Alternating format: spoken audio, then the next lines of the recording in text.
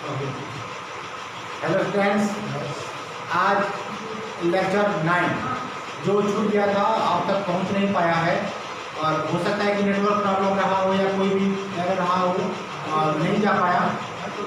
आज उसको पुनः हम इसको रिलीज कर रहे हैं। इसमें आज आपको लेक्चर 9 में क्या पढ़ना है कि अगर आपके पास कोई एसिड है या कोई बेस है तो हम कैसे पता लगाएं कि स्ट्रॉन्ग है।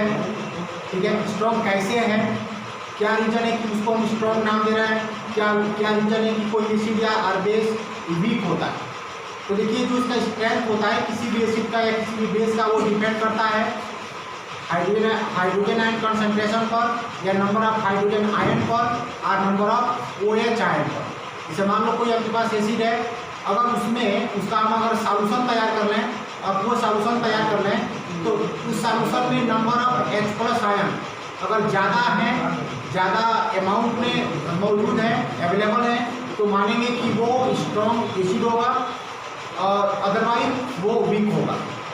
ठीक है, दूसरा ले लीजिए, आपके पास मान के चलो एक बेस है, कोई भी बेस है, अगर उसका हम आपको सॉल्यूशन बना लें और उस सॉल्यूशन के अंदर नंबर ऑफ OH आयन अगर ज़्यादा अमाउंट में अवेलेबल हैं तो ये माना जाएगा कि वो स्ट्रॉन्ग है और अदरवाइज वो वीक हो जाएगा। मैं कुछ एग्जाम्पल लेके आपको समझाऊंगा। ये आपको क्या करना है, द स्ट्रेंथ, ठीक है, ऑफ एन एसिड और a base depends upon the number of hydrogen ion and OH ion respectively in mole पर लीटर इन द सॉल्यूशन।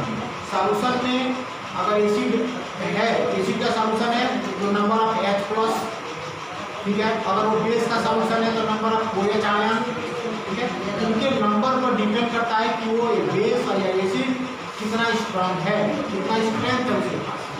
ठीक है, और जब भी आप मेजर करेंगे नंबर ऑफ H+ या नंबर ऑफ OH आयन तो गिनती में आप नहीं मेजर कर सकते, 1 2 3 4 5 नहीं कर सकते। उसका एक यूनिट है मोल पर लीटर। उस इतने लीटर में 1 लीटर में कितने मोल प्रेजेंट है, कितने मोल अवेलेबल हैं, ये मोल पर लीटर में हम मेजर करेंगे। अब कठिनाई इस बात का है कि आपके पास सॉल्यूशन बहुत ज़्यादा है और मोल पर लीटर में मेजर करना काफ़ी डिफिकल्ट है। आप उसको मेजर करेंगे, कुछ एरर आ सकता है मेजर करते समय, तो जो आपका है हाइपोथेसिस है कि वो स्ट्रॉन्ग है वो डिटेक्ट हो सकता है, एरर उसमें आ सकती है। इसलिए जो सायंसन नाम के साइंटिस्ट रहे, सायंसन ने तय किया कि हम मोल पर लीटर में जो भी कंसंट्रेशन दे रहे हैं उसको समाप्त कर दिया जाए और एक ऐसा स्केल बना के दिया जाए कि उस स्केल पर आप देख के पता लगा लें कि यह एसिड है कि बेस है, स्ट्रॉन्ग है कि वीक है, ये पता लग जाए। ठीक है, तो उसी स्केल को बनाने के लिए सबसे पहले pH को डिफाइन किया गया। किसी भी एसिड का बेसिक सॉल्यूशन के लिए एक वर्ड आता है pH। आप pH को समझ लें क्या होता है और pH के टर्म में ही उसके स्ट्रेंथ को हम लोग मेजर कर लेते हैं, मीडियम के नेचर को हम पढ़ लेते हैं, जान लेते हैं। यहाँ पर एक वर्ड आएगा pH। ठीक है, और pH की बात अगर करें हम लोग तो जो pH है ये दो इसमें लेटर्स हैं, P है और H है। यहाँ पर जो P आया ना तो P किसके लिए स्टैंड करता है, एक जर्मन वर्ड पोटेंट, पोटेंट के लिए P stands for a German word potent. और उस पोटेंट का मीनिंग क्या होता है भाई, स्ट्रेंथ।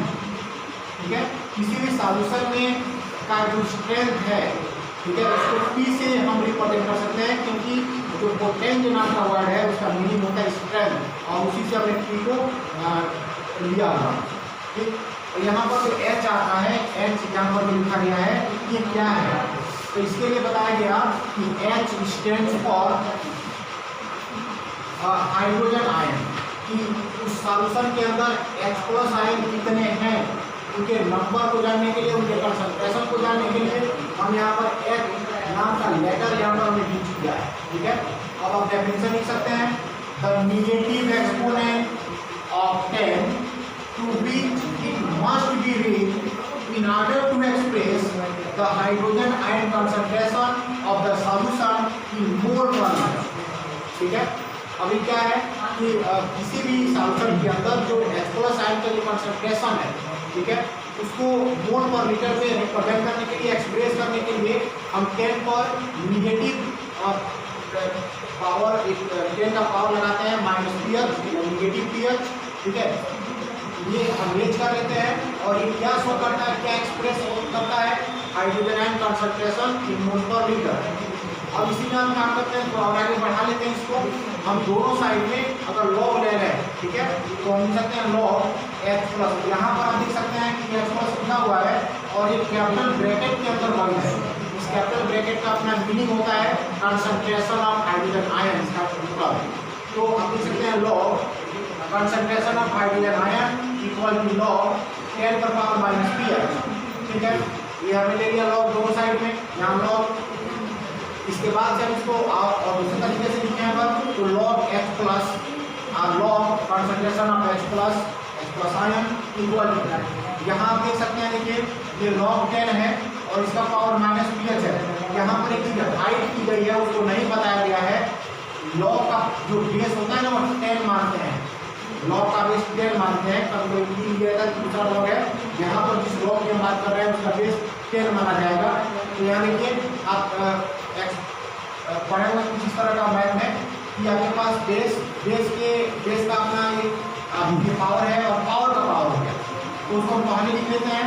तो इसी रूल के हिसाब से हमने माइनस पीएच को पहले लिख लिया और लॉग 10 यहाँ पर लिखा, यहाँ पर एन, यहाँ पर 10 को मैंने हाइट करके रखा हुआ, ठीक है, ये हाइट। अब आगे लिखते हैं log concentration of H plus equal to minus pH, और ये लॉग 10 पर पावर 10 की वैल्यू 1 होता है। हमने यहाँ पर इंटू 1 करके खत्म कर दिया है, हटा दिया है, ये माइनस पीएच हो गया, ठीक है।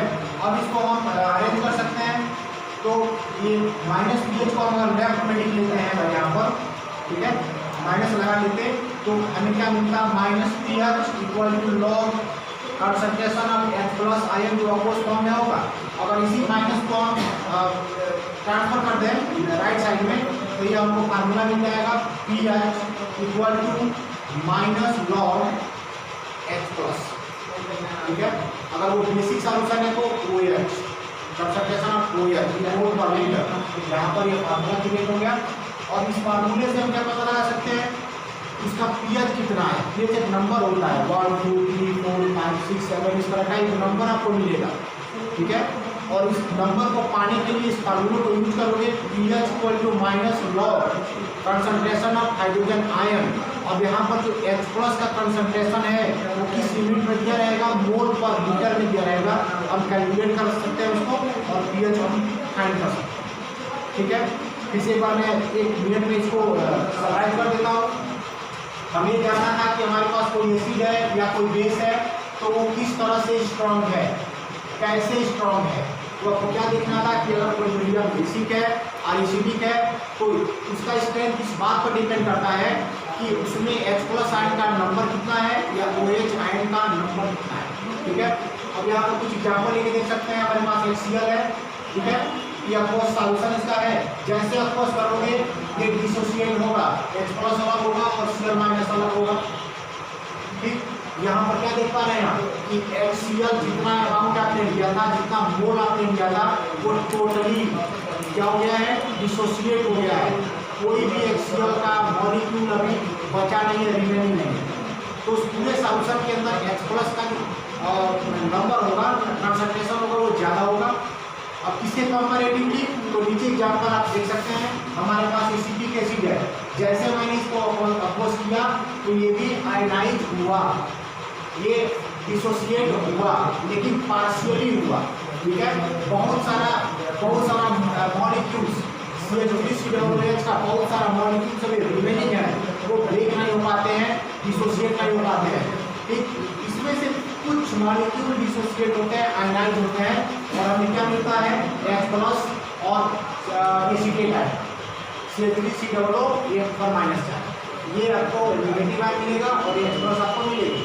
आप इस एग्जाम्पल में क्या देख पा रहे हैं कि H प्लस है वो क्यों है, ज़्यादा नहीं है, वो कम है, ठीक है, क्योंकि CH3COOH कम्प्लीटली डिसोसिएट हुआ ही नहीं है, ये बहुत कम डिसोसिएट हुआ है और बहुत सारे मॉलिक्यूल्स अभी रिमेनिंग है, वो बचे रह गए हैं, तो डिसोसिएट ये रुके ही नहीं है।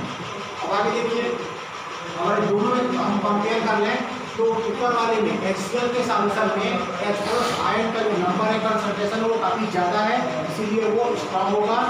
यहाँ पर H+ आयन का जो कंसंट्रेशन सॉल्यूशन में वो काफी कम है, इसीलिए उसको वीक मानेंगे। अब इसके एग्जांपल अगर बेस हम ले लें, NaOH ले लें, अगर उसको अपोज करें तो ये भी आयनाइज होगा, Na+ और OH-। ये एग्जांपल में देख पा रहे हैं NaOH कंप्लीटली डिसोसिएट है, आयनाइज है, और आपको OH आयन मिला हुआ है। अगर आप ये अमोनियम हाइड्रोक्साइड लेते हैं, अगर इसको आप आयनाइज कर लो तो ये पार्शियली आयनाइज होगा, ठीक है, बहुत कम आयनाइज होगा और बहुत सारे मॉलिक्यूल्स हम बचे रह जाएंगे, सॉल्यूशन में से पड़े रहेंगे, आयनाइज नहीं हो पाएंगे। और दोनों को कंपेयर करके देखा जाए तो ऊपर वाले एग्जांपल में OH आयन का कंसंट्रेशन ज़्यादा है, इसके कंपैरेटिवली जब आपने NH4OH लिया था उसके कंपैरेटिवली, ठीक है, यहाँ पर ये बहुत कम है, ये ज़्यादा है। तो जहाँ पर जहाँ पर हाइड्रोक्सिल आयन का कंसंट्रेशन या नंबर ज़्यादा है वो कैसे हो जाएंगे, स्ट्रॉन्ग हो जाएंगे। और ये कैसा होगा, तो वीक होगा, ये वीक होगा। इस तरह से वीकनेस और स्ट्रॉन्ग का हम क्लासिफाई कर सकते हैं, और अब इसके बाद का